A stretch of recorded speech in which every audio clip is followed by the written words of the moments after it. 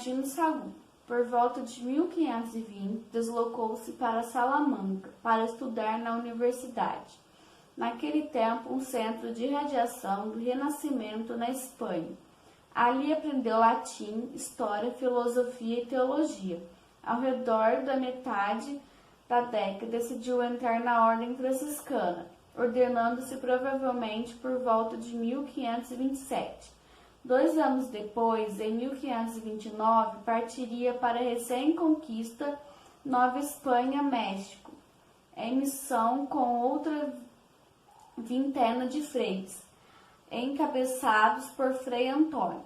Os seus primeiros anos no Novo Mundo transcorreram em Tatalmouco, por volta de 1530 e 1532, para depois ser guardião do convento de Xochimilco, em 1535.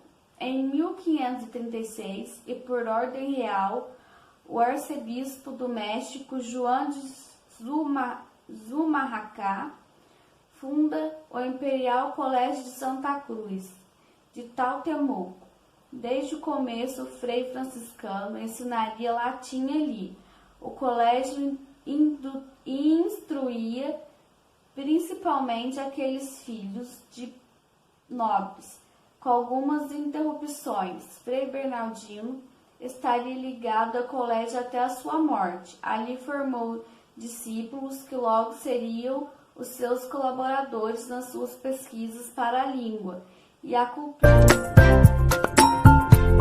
Saragán tinha 2 desejos principais, que eram conhecer e preservar a cultura nativa mexicana.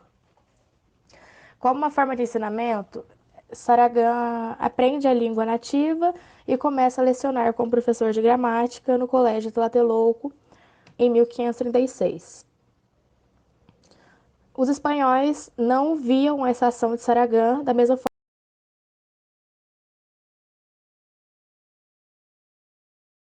gramática para um povo de tão pouco conhecimento. Após 2 ou 3 anos de muito trabalho, conseguiram ensinar tudo que diz respeito à gramática, à fala, compreensão e escrita em latim. Porém, com esse rápido progresso dos mexicanos, os espanhóis começaram a temer que isso pudesse afetá-los de alguma forma negativa. E diziam que, como aquelas pessoas não iriam ingressar nas ordens, de que adiantava que elas aprendessem a gramática e temiam que, com esse maior conhecimento, eles pudessem se tornar hereges. Saragán acreditava que era preciso conhecer mais profundamente os futuros conversos. Assim como para curar uma doença é preciso conhecer o doente. Ou seja, ele acreditava que antes de convertê-los, era preciso conhecê-los de uma forma melhor para que pudessem ser ensinados de uma forma mais significante. Esse fato acabou sendo bastante significativo, pois, normalmente, naquela época, os vencidos que aprendiam a língua dos vencedores, e não os vencedores que ensinavam.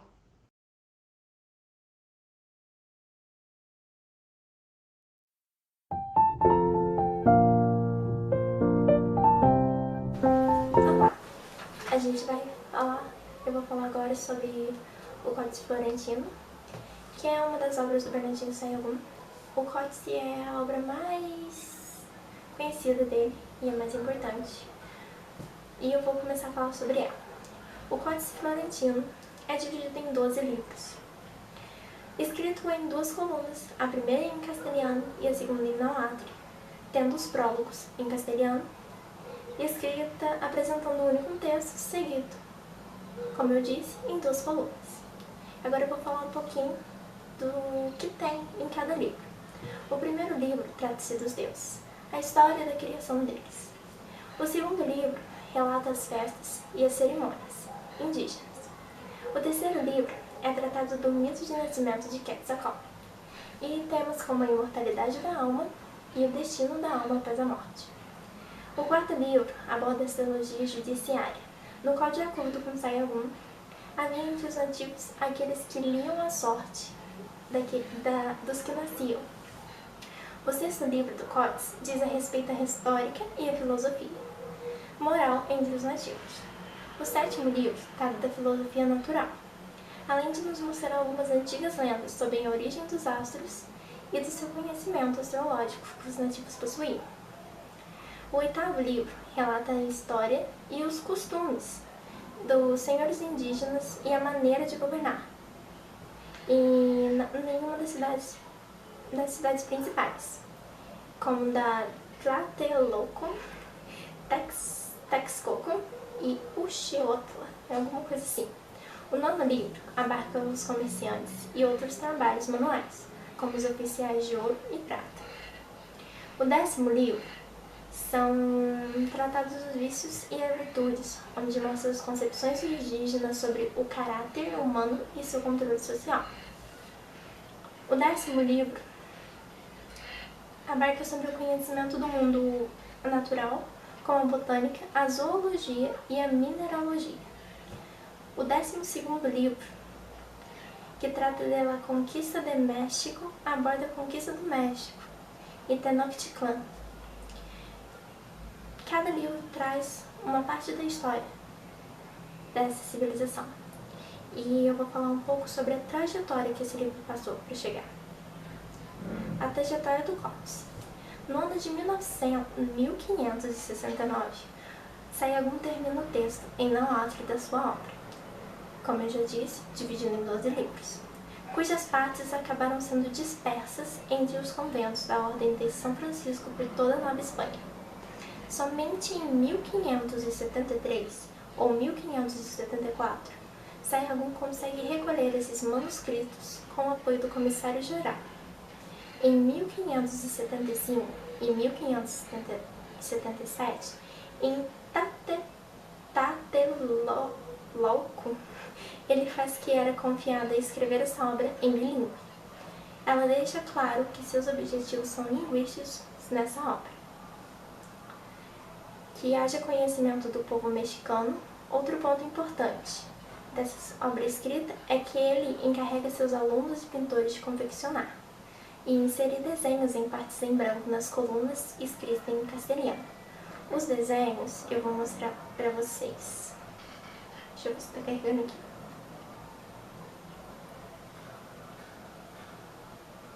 Eram esses desenhos aqui que eles faziam. Nas partes em branco, em castelhano, os alunos dele, os jovens indígenas, faziam esses desenhos. Tem vários, eu tô com um livro aqui. Vou disponibilizar o site onde carrega o livro inteirinho.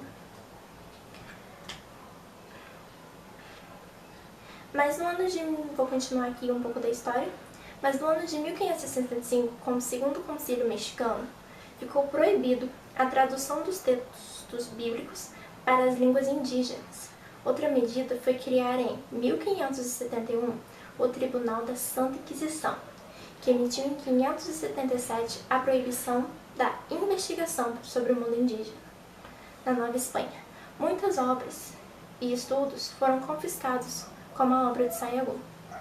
Mas, mesmo com a proibição, alguns manuscritos da sua obra circulavam entre os missionários. As suas obras só foram liberadas em 1585, mas apenas para o uso dos franciscanos. Só chegou à Europa nos anos de 1580 e 1585. Para Miguel León Portilla, ao revisar toda a obra no ano de 1585, o livro 7 foi alterado, com proposta de suavizar os efeitos que condenavam os espanhóis. Eles fizeram algumas mudanças, porque ele deixava bem claro o que os espanhóis faziam com os indígenas. E vocês sabem que ou é mudado ou o livro não entra. Agora eu vou falar como ela foi elaborada, como ela foi criada. Para preparar a obra, Sayagum reuniu anciões para responder as perguntas. Esses poderiam ser antigos governantes ou até mesmo sábios que faziam parte da elite indígena. e, consequentemente, tinham conhecimento que só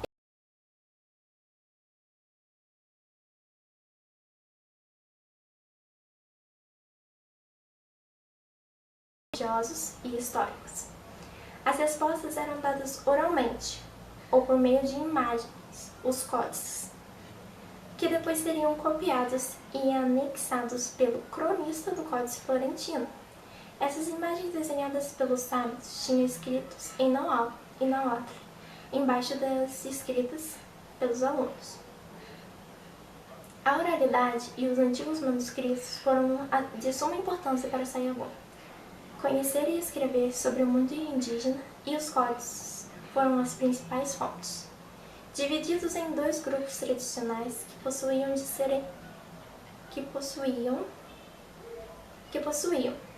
serem transmitidas pela representação de imagens, oralmente e entre outras, e oficiais que eram transmitidas quando o cronista queria saber sobre assuntos específicos sobre esse grupo. A minha parte é isso. O processo de compilação das informações passou por 3 etapas, sendo a primeira por volta de 1558 a 1560 em Tepepulco, onde recolheram pinturas ou códices feitos por sábios indígenas conhecidos como anciãos. A segunda etapa ocorreu por volta de 1560 a 1565, em Tlatelolco. Na terceira etapa, entre 1565 a 1568, houve a divisão do material em 12 livros. Durante o processo para obter essas informações, Sahagún contou com a ajuda de alunos indígenas que serviam como uma espécie de intermediários e tradutores entre as duas culturas, já que eles falavam as duas línguas. É muito importante a gente ressaltar que esses alunos indígenas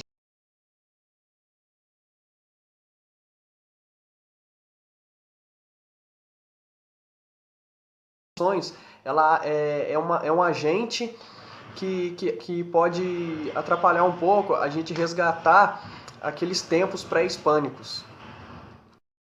Então, a partir desse trabalho, dessa pesquisa feita em cima do Códice Florentino, a gente pôde concluir que a versão espanhola ela não é uma versão pura, e fiel à versão indígena. Muitas vezes ela foi feita de forma errônea e até omitindo informações propositalmente que não fizessem parte do seu objetivo maior. Então nós temos um Códice Florentino, mas nós temos 2 versões dele. No caso, seria a versão original, que é indígena, e a versão em espanhol, feita pelo Frei Bernardino de Sahagún.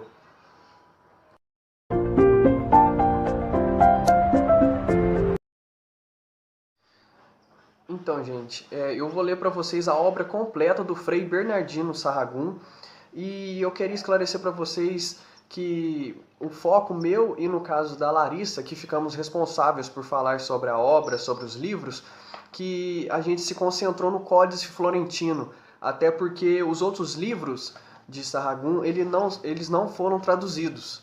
Então eu vou ler aqui para vocês aqui num portunhol todos os livros, mas eu só vou citá-los.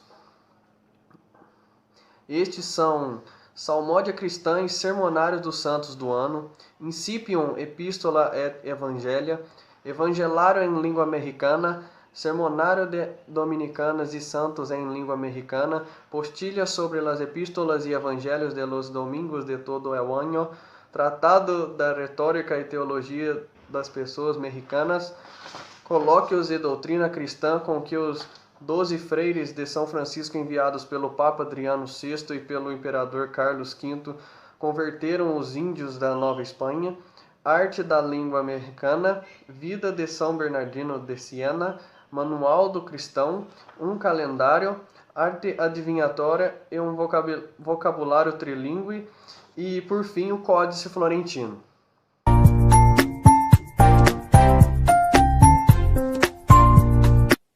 Eu sou a Carla e eu fiquei responsável por escrever um texto sobre a visão de Todorov acerca do personagem tratado, ou seja, a visão de Todorov sobre Bernardino Sahagún.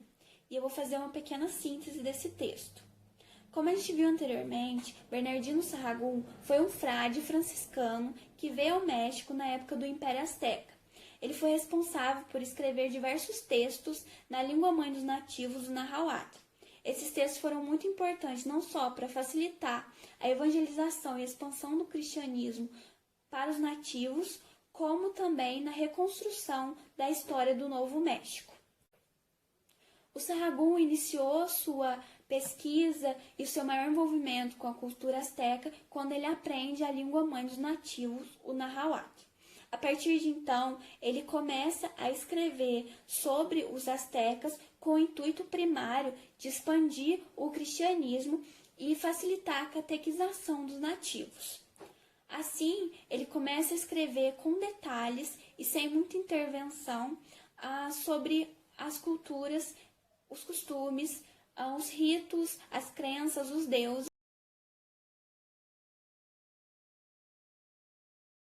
E a partir do momento em que ele começa a adquirir conhecimento sobre aqueles povos, ele começa a se cativar e se sentir curioso em relação a toda aquela cultura, aqueles costumes, aqueles deuses tão diferentes do dele.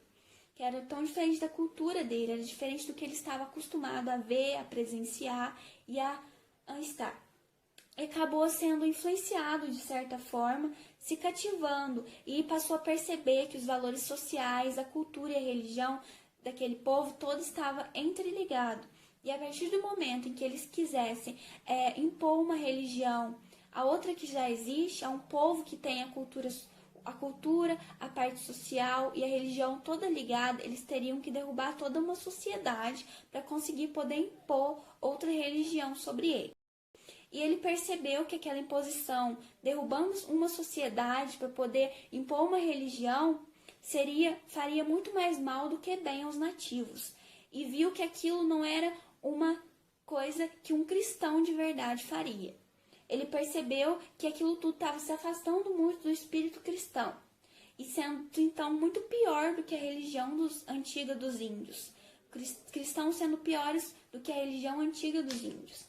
Ele acaba então deixando de lado esse interesse que ele tinha pela evangelização, por conhecer, para poder facilitar a evangelização, e começa, de certa forma, a querer conhecer por curiosidade, porque estava cativado e começa então, acabando deixando de lado esse interesse, e começa a registrar os relatos dos índios de uma forma fiel. Ele foi atrás de anciões, de pessoas que pudessem contar o que viram, o que presenciaram numa história oral, para que ele pudesse relatar, eles relatando, ele escrevesse.